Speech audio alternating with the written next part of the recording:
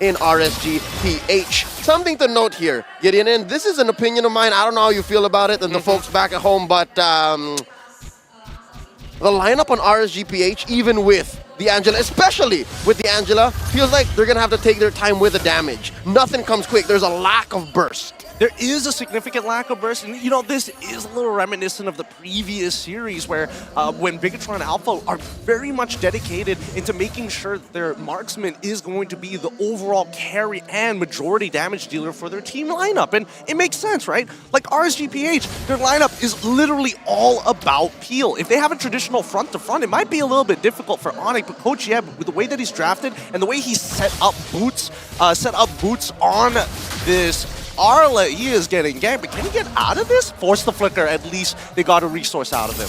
He's doing fine, he's all right. Up top though, let's check in on the rotations as Light juggles Keyboy and Kyrie very low. He's getting way too low here, and Light has to use that flicker. Aqua just keeping an eye on him, making sure that if he is needed, he's able to respond. No early double kill for ONIC just yet. Yep, just as that happened, a slight tease of what's to come.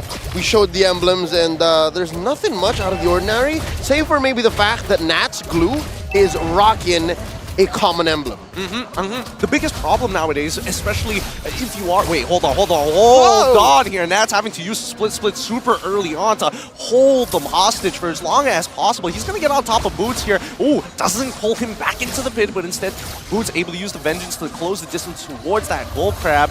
Looks like Kyrie, if he's thinking about it, one last dash, hard guard activated, like Divine Beast, and he takes it away! Demon Kite trying to run, but Puppet on a string immobilizes him. Final slash coming in for Boots to try and catch anybody. ONIC back off in RSGPH, they lose a turtle.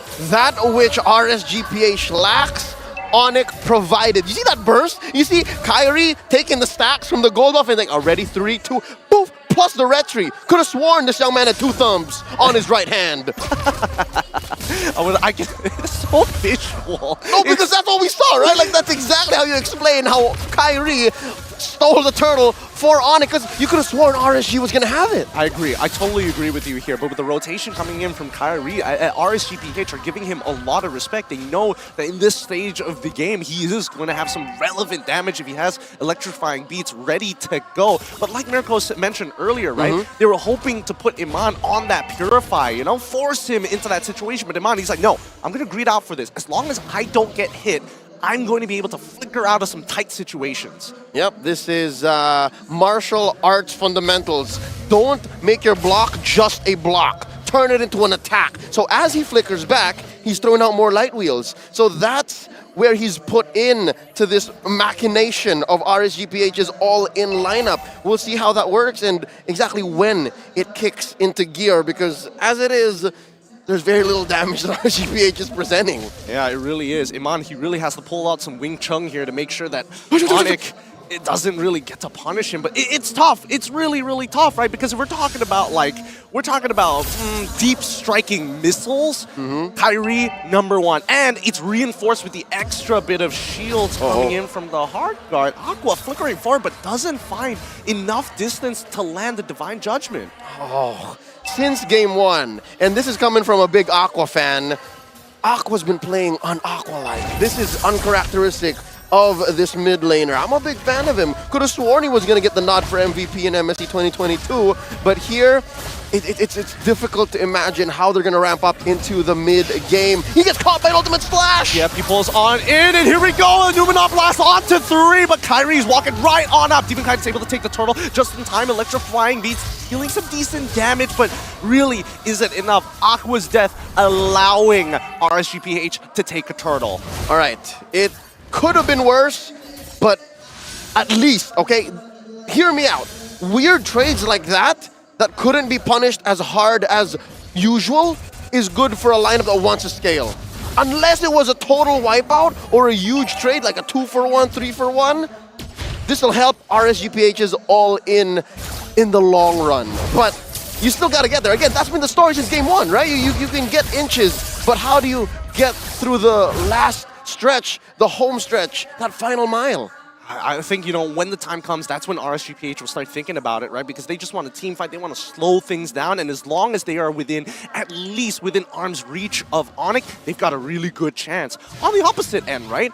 ONIC, they probably want to be the ones being the aggressors. Wait, hold on. We see once again, Kyrie is able to get on top of Iman. The quick flicker isn't enough for the electrifying beats. He closes the distance. Demon Kite locks him down. Moving on blast as well has been utilized. Sands! It takes big damage, but they've already lost Kyrie. Iman and Light are down. And now the chase coming in as Nats is able to join in the middle of the fights. Boots nowhere to be seen. Keyboy will fall for a 2-for-2 trade. Scrappy team fight and an eventual victory for RSGPH, but what has that bought for ONIC? Well, an opening down bottom. Boots is gonna make the most of this absence in the bottom lane, and he's gonna push tier 1, shrinking the map for Eman.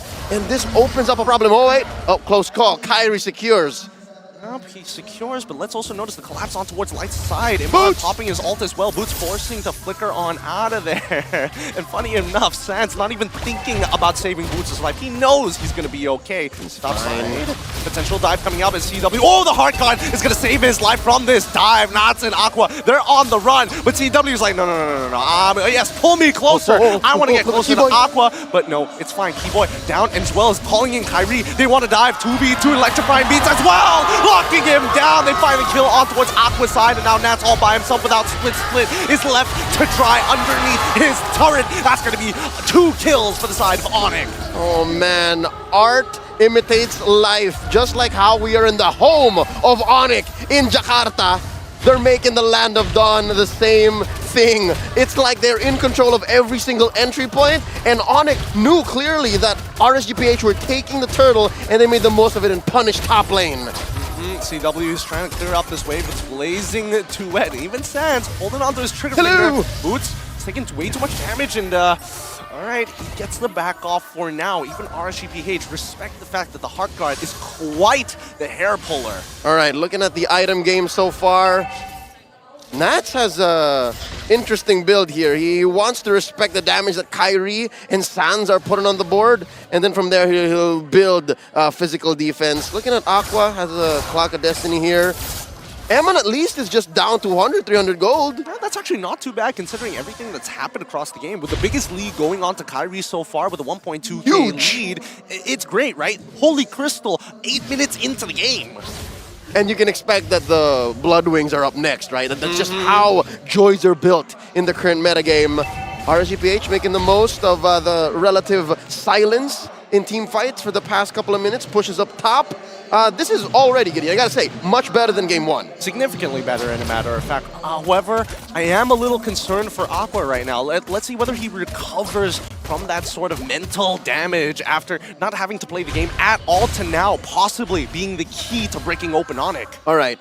Some good news to that. Again, the bad news is exactly what happened already. The good news is something tells me maybe he's loading, maybe he's downloading what happened in game 1.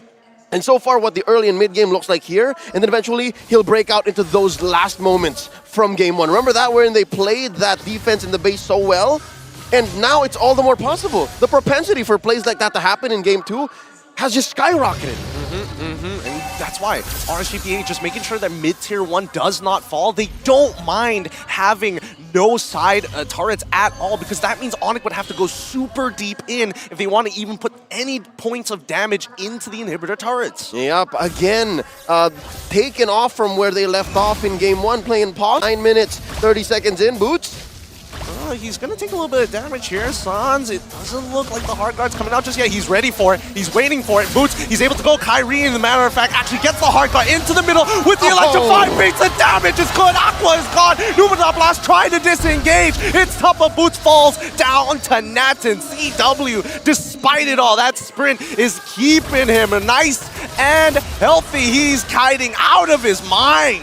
Oh, split will not save Nats. Kyrie pops him. 2 for 1, and eventually ONIC turns to the Lord. Yep, they want even more than this. They want to break this tier 1. They want to speed up this game. The tempo increases for ONIC.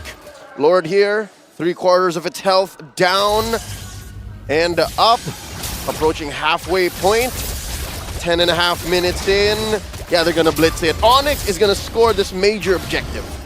Sans once again, just taunting, right? He doesn't even need to be part of these fights. He can split push on the side, and Kyrie can help fix the bottom side towards the neutral objective, and they just work in tandem so well. That's a thing of pure terror. It's a hero with very little mobility, just standing there. And you know that one of those players' thumbs are on the recall button. That's what Sans does. That's the psychological warfare that he's committing, right? And people online saying, why is Sans doing that? Why is that? Imagine that being done to you in a ranked game. Exactly. And the rest of your teammates, especially if you're an EXP laner, why aren't you clearing the waves? Why aren't you part of the fight? There's just no winning it. You can't be in two places at once. But now, with the Lord crashing on, and let's see how ONIC responds, because it feels like ONIC, they don't want to press the advantage any more than this. It feels like it's a liability to actually walk with these big waves. And that's a clear sign that ONIC have been learning from the lessons in the group stages. A lot of the moments that put them in hot water were in where they overextended. Hell, we just saw that in game 1, right? Wherein RSGPH played possum and hooked them into their base and punished them for an almost seemingly instant comeback, but it's not as easy, right? It doesn't happen like that. But right now, looking at ONIC with a 5K gold lead approaching the 12-minute mark, Lord coming in a minute and a half about, it's difficult. But RSGPH are in a better state. I'm wondering if Eman is ready. What's Eman building right now? What's he got? Oh, 3 core items on the way to his 4th. Oh. A Wind of Nature. Okay, that's good. That's really, really good to hear. As soon as he gets that Winds of Nature, he can actually go toe-to-toe against CW. I'm guessing CW already has his Winds of Nature immediately built, considering the amount of gold that ONIC has right now. He does. Homie does. So that's what buys him the 1,000 gold ahead he has. 1,000 and change at that. So that's one dynamic that they have to think about. RSGPH, they have to get everything right, man. Aqua has to have the DJ, or at least the final slash, one or the other. Now that Kyrie's, he's 2 level ahead of Demon Kai, right? So I guess this is what ONIC is waiting for. We're going to play around neutral objectives. We need to make sure that we don't get hit by lightning, especially when you're Joy and you're able to dodge big CC. With the hard guard, it gives you just another layer of complexity. Yep. Talking about Kyrie, there's the aforementioned Blood Wings. So all the more, he's so difficult to kill, and he spouts out just that much more damage. Now looking at the engage, looking at the angles. Oh man, here's something I miss.